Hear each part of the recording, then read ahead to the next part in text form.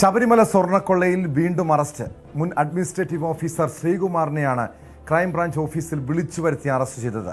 സ്വർണ്ണക്കൊള്ളയിൽ മുൻ പ്രതിപക്ഷ നേതാവ് രമേശ് ചെന്നിത്തല കൈമാറിയ വിവരങ്ങൾ അടിസ്ഥാനത്തിൽ അന്വേഷണം വ്യാപിപ്പിക്കാനാണ് SIT തീരുമാനം. ചെന്നിത്തലയ്ക്ക് വിവരങ്ങൾ കൈമാറിയ വ്യവസായിയുടെ മൊഴി അതീവ രഹസ്യമായ അന്വേഷണ സംഘം കഴിഞ്ഞ ദിവസം രേഖപ്പെടുത്തി.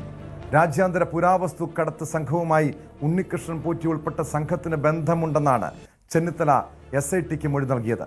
ഇതുമായി ബന്ധപ്പെട്ട നിർണായക വിവരങ്ങൾ വ്യവസായിയും പ്രത്യേക അന്വേഷണ സംഘത്തിന് കൈമാറിയെന്നാണ് വിവരം. തിരുവനന്തപുരത്ത് നിന്ന് ഡാൻ കുര്യൻ ചേരുന്നു. ഡാൻ, കൂടുതൽ അറസ്റ്റ് ഉണ്ടാകുന്നു.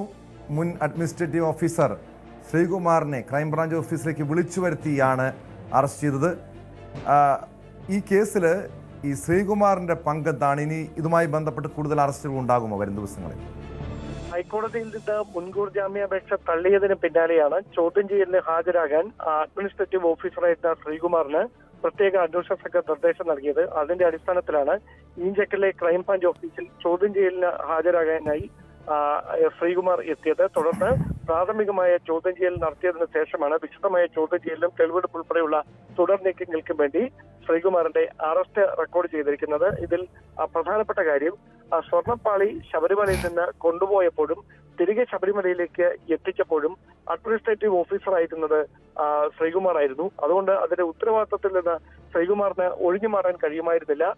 മാത്രവുമല്ല, ശ്രീകുമാറിന്റെ കൂടെ കൃത്യമായ അറിവ് ഈ കാര്യങ്ങളിൽ ഉണ്ടായിരുന്നു.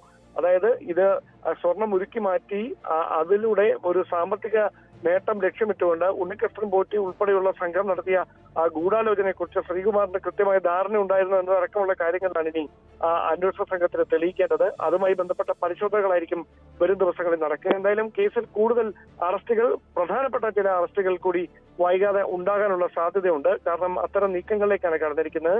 മുൻ പ്രതിപക്ഷ നേതാവ് രമേശ് ചെന്നിത്തല കഴിഞ്ഞ ദിവസമാണ് SITക്ക് മുമ്പിൽ ഹാജരായി നിർണായകമായ ചില വിവരങ്ങൾ കൈമാറിയത്. അതിനു പിന്നാലെയാണ് ഈ വിവരങ്ങൾ രമേശ് ചെന്നിത്തലയോട് പങ്കുവച്ച വ്യവസായിയുടെ മൊഴി അതീവ രഹസ്യമായി പ്രത്യേക അന്വേഷണ സംഘം രേഖപ്പെടുത്തിയിരിക്കുന്നത്. 500 കോടി രൂപ ലക്ഷ്യം ഇട്ടുകൊണ്ടുള്ള ഒരു വലിയ സാമ്പത്തിക തട്ടിപ്പാണ് ശബരിമലയിൽ സ്വർണ്ണക്കൊള്ള സംഘം ആസൂത്രണം ചെയ്തത് എന്നാണ് പ്രധാനപ്പെട്ട ആരോപണം. അതിന് കാരണമായി ഈ തൊണ്ടി മുതൽ ഇതുവരെ കണ്ടെത്തിയിട്ടില്ല.